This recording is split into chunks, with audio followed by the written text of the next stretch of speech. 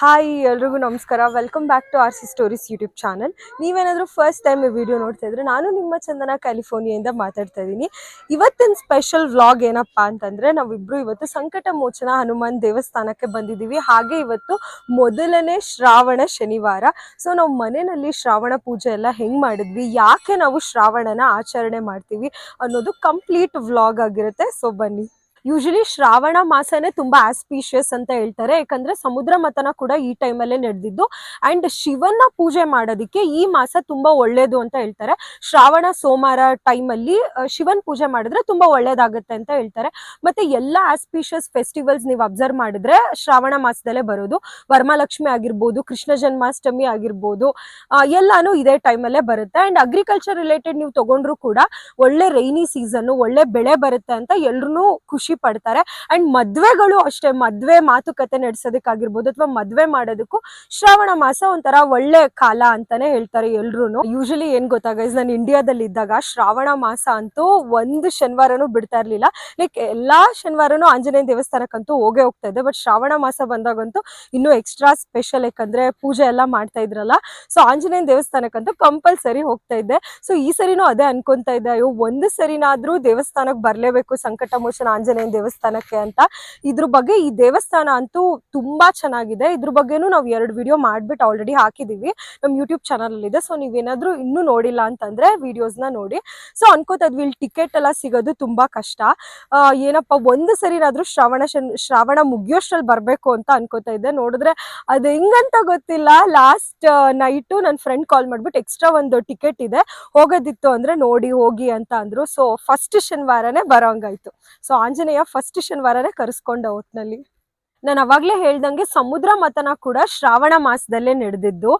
ಶಿವ ಜಗತ್ತನ್ನ ಕಾಪಾಡೋದಕ್ಕೋಸ್ಕರ ವಿಷ ಕುಡಿತಾರೆ. ಸೊ ಅವಾಗಿಂದ ಜಾಸ್ತಿ ಶಿವಂಗೆ ಪೂಜೆ ಮಾಡೋದಕ್ಕೆ ಜನಗಳೆಲ್ಲರೂ ಸ್ಟಾರ್ಟ್ ಮಾಡ್ತಾರೆ.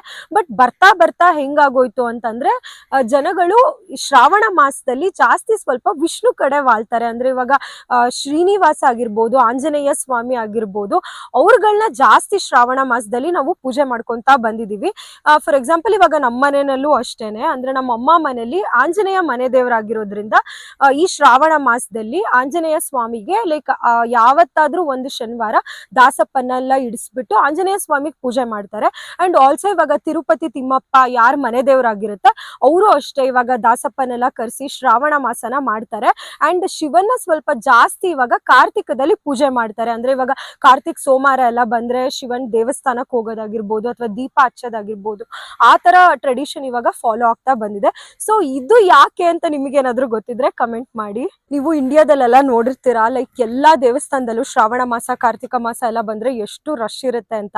ಬಟ್ ಅಮೆರಿಕಾದಲ್ಲೂ ಹಂಗೇನೆ, ಆಕ್ಚುಲಿ ಎಲ್ರು ಫಾಲೋ ಮಾಡ್ತಾರೆ. ಯಾವುದೇ ಮಾಸ ಆಗಿರ್ಬೋದು ಎಲ್ರು ದೇವಸ್ಥಾನಕ್ಕೆ ಬರ್ತಾರೆ. ಇಲ್ಲೂ ಕೂಡ ಎಲ್ಲಾ ಇಂಡಿಯಾದಲ್ಲಿರೋ ದೇವಸ್ಥಾನಗಳ ತರ ತುಂಬಾ ರಶ್ ಇರುತ್ತೆ. ಜನ ಕೂಡ ಇಲ್ಲೂ ಅಷ್ಟೇ ಫಾಲೋ ಮಾಡ್ತಾರೆ ಎಲ್ಲಾ ಟ್ರೆಡಿಷನ್ಸ್ನು. ಇವತ್ತು ಫಸ್ಟ್ ಶ್ರಾವಣ ಶನಿವಾರ ಆಗಿರೋದ್ರಿಂದ ನಾವು ಮನೆನೆಲ್ಲ ಪೂಜೆ ಮುಗಿಸ್ಬಿಟ್ಟೆ ಆಮೇಲೆ ದೇವಸ್ಥಾನಕ್ಕೆ ಬಂದಿದ್ದು. ನಾವು ಮಾರ್ನಿಂಗ್ ಎದ್ಬಿಟ್ಟು ಆಂಜನೇಯಂಗೆ ಪೂಜೆ ಮಾಡಿ ದೀಪ ಎಲ್ಲ ಹಚ್ಚಿ ಏನಾದ್ರೂ ದೇವರಿಗೆ ನೈವೇದ್ಯ ಇಡ್ಬೇಕಲ್ವಾ ಅಂತ ಅನ್ಬಿಟ್ಟು ಶಾವ್ಗೆ ಪಾಯಸ ಮಾಡಿದ್ದೆ. ಸೊ ಪಾಯಸನ ಇಟ್ಬಿಟ್ಟು ಹಂಗೆ ನಾವಿಬ್ರು ಕೂಡ ಪೂಜೆ ಮಾಡಿ, ಅಂಡ್ ಈ ದೇವಸ್ಥಾನಕ್ಕೆ ನಮ್ಗೆ ಅಪಾಯಿಂಟ್ಮೆಂಟ್ ಸಿಕ್ಕಿದ್ದು 1:30ಗೆ. ಸೊ 1.5 hour ಅಂತೂ ಡ್ರೈವ್ ಆಗುತ್ತೆ ನಮ್ಮ ಮನೆಯಿಂದ ಇಲ್ಲಿಗೆ. ಸೊ ನಾವು ಆಲ್ಮೋಸ್ಟ್ 11:45 12 o'clockಗೆಲ್ಲ ಬಿಟ್ವಿ. ಸೊ ಬೇಗನೆ ದೇವಸ್ಥಾನಕ್ಕೆ ಬಂದು ರೀಚ್ ಆದ್ವಿ. ಅಂಡ್ ಇಲ್ಲೂ ಕೂಡ ರಶ್ ಇದ್ದಿದ್ರಿಂದ ಸೊ ಜನನು ಹಂಗೆ ಹೋಗ್ತಾ ಇರ್ತಾರೆ. ಅಂದ್ರೆ ತುಂಬಾ ನಿಂತ್ಕೊಂಡು ನೂಕಾಡೋದು ಆ ತರ ಎಲ್ಲ ಏನೂ ಇಲ್ಲ. ಪ್ಲೆಸೆಂಟ್ ಆಗಿ ಎಲ್ರು ಅವ್ರವ್ರ ಟೈಮು ಅವ್ರವ್ರು ತಗೊಂಡು ಆರಾಮಾಗಿ ದೇವ್ರನ್ನ ನೋಡ್ಬಿಟ್ಟು ಆಮೇಲೆ ಸುತ್ತಮುತ್ತ ದೇವಸ್ಥಾನದ ಸುತ್ತಮುತ್ತ ಎಲ್ಲ ಸುತ್ತಾಕೊಂಡು ಆಮೇಲೆ ಪ್ರಸಾದ ಕೂಡ ಕೊಟ್ರು. ಇಲ್ಲಿ ಬೇಸನ್ ಲಾಡು ಕೊಟ್ಟಿದ್ರು, ಮತ್ತೆ ಅಕ್ಕಿ ಪಾಯಸ ಕೊಟ್ಟಿದ್ರು, ಮತ್ತೆ ಆಂಜನೇಯಂಗೆ ತುಂಬಾ ಪ್ರಿಯವಾಗಿದ್ದು ವಡೆ.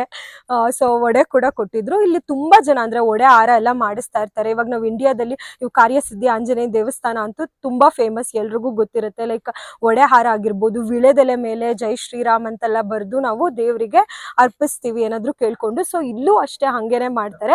ವಿಳೆದೆಲೆ ಕೂಡ ಹಾರ ಅವ್ರು ಏನ್ ಕೇಳ್ಕೊಂಡಿರ್ತಾರೆ ಅದು ಕೂಡ ಕೊಡ್ಬೋದು, ಮತ್ತೆ ವಡೆ ಹಾರ ಕೂಡ ಕೊಡ್ತಾರೆ. ಸೊ ಅದು ಪೂಜೆ ಎಲ್ಲ ಆದ್ಮೇಲೆ ಅದನ್ನೇ ಎಲ್ರಿಗೂ ಪ್ರಸಾದ ಆಗಿ ಕೊಡ್ತಾರೆ. ಸೊ ನಮಗೂ ಅಷ್ಟೇ ಹಣ್ಣುಗಳು ಎಲ್ಲ ಇಟ್ಟಿರ್ತಾರೆ. ಸೊ ನಮ್ಗೆ ಎಷ್ಟು ಬೇಕೋ ಅಷ್ಟು ತಗೊಂಡು ಬರ್ಬೋದು. ಇವಾಗ ನನ್ಗೊಂದು ಡೌಟ್ ಆಯ್ತಾ, ಎಲ್ಲಾನು ಅಲ್ಲ, almost most of the temples ಎಲ್ಲಾನು ಬೆಟ್ಟದ ಮೇಲೇನೆ ಇರುತ್ತೆ. ಯಾಕೆ ಅಂತ ನಿಮ್ಗೆ ಅನ್ಸುತ್ತೆ? ಆಗಿನ ಕಾಲದಲ್ಲಿ ಜಾಸ್ತಿ ಧ್ಯಾನಗಳು ಮಾಡ್ತಾ ಇದ್ರು ಗೊತ್ತಾ. ಅವ್ರು ಧ್ಯಾನ ಮಾಡ್ಬೇಕಾದ್ರೆ ಪ್ರಶಾಂತತೆ ಬೇಕು ಅಂತ ಬೆಟ್ಟದ ಮೇಲೆ ಧ್ಯಾನ ಮಾಡ್ತಿದ್ರು. ಆ ಧ್ಯಾನ ಮಾಡ್ಬೇಕಾದ್ರೆ ಅವ್ರು ಇಷ್ಟವಾಗಿರೋ ದೇವ್ರನ್ನ ಅಲ್ಲಿ ಪ್ರತಿಷ್ಠಾಪನೆ ಮಾಡಿ ಅಲ್ಲಿ ಪೂಜೆ ಮಾಡ್ತಾ ಇದ್ರು. ಅಲ್ಲಿ ಪ್ರತಿಷ್ಠಾಪನೆ ಮಾಡಿರೋ ದೇವ್ರುಗಳು ಅಲ್ಲೇ ಉಳ್ಕೊಂಡ್ವಲ್ಲ, ಅದನ್ನ ಹಂಗೆ ಪೂಜೆ ಮಾಡಕ್ಕೆ ನೆಕ್ಸ್ಟ್ ಜನರೇಷನ್ ಅವ್ರು ಸ್ಟಾರ್ಟ್ ಮಾಡಿದಾಗ ಬೆಟ್ಟದ ಮೇಲೆನೆ ಜಾಸ್ತಿ ದೇವ್ರುಗಳು ಉಳ್ಕೊಂಡು. ಇನ್ನೊಂದು ನನ್ನ ಪರ್ಸ್ಪೆಕ್ಟಿವ್ ಏನು ಅಂದ್ರೆ, ನೀನ್ ದೇವ್ರನ್ನ ದರ್ಶನ ಮಾಡಕ್ ಹೋದಾಗ ಇಲ್ಲ ನೋಡಕ್ ಹೋದಾಗ ನೀನ್ ಫಿಸಿಕಲ್ ಆಕ್ಟಿವ್ನು ಸ್ವಲ್ಪ ಇರಬೇಕು. ಅದಕ್ಕೋಸ್ಕರ ಬೆಟ್ಟದ ಮೇಲೆನೆ ದೇವ್ರುಗಳನ್ನ ಜಾಸ್ತಿ ಪ್ರತಿಷ್ಠಾಪನೆ ಮಾಡ್ತಾರೆ. ನೀವು ಅಲ್ಲಿ ಹೋಗಿ ಪೂಜೆ ಮಾಡಿದಾಗ ನಿನ್ ಫಿಸಿಕಲ್ ಆಕ್ಟಿವಿಟಿನೂ ಜಾಸ್ತಿ ಇರುತ್ತಲ್ಲ ಅಂತ ಅಷ್ಟೇ. ಇವಾಗ ನಾವೇ ಆಗ್ಲಿ ದೇವರು ಬೆಟ್ಟದ ಮೇಲಿದೆ, ಕಾರಲ್ಲಿ ಬಂದಿದೀವಲ್ಲ, ಅದೇನು ಮಾಡಕ್ಕಲ್ಲ. ಆಗಿನ ಕಾಲದಲ್ಲಿ ಹೆಂಗಿತ್ತು ಅದನ್ನೇ ಬೆಳೆಸ್ತಾ ಇದ್ರು. ಈಗ ದೇವ್ರುಗಳ್ನ ಯಾರು ಹೊಸ ದೇವ್ರುಗಳು ಉಟ್ಕೊಂಡಿಲ್ವಲ್ಲ, ಆಗಿರೋ ದೇವ್ರುಗಳ್ನೇ ಇವಾಗ ಪೂಜೆ ಮಾಡ್ತಾ ಇರೋದು. ನೀನು ಅದನ್ನ ಕಂಟಿನ್ಯೂ ಮಾಡ್ತಾ ಇದೀಯ ಅಷ್ಟೇ. ಕರೆಕ್ಟ್.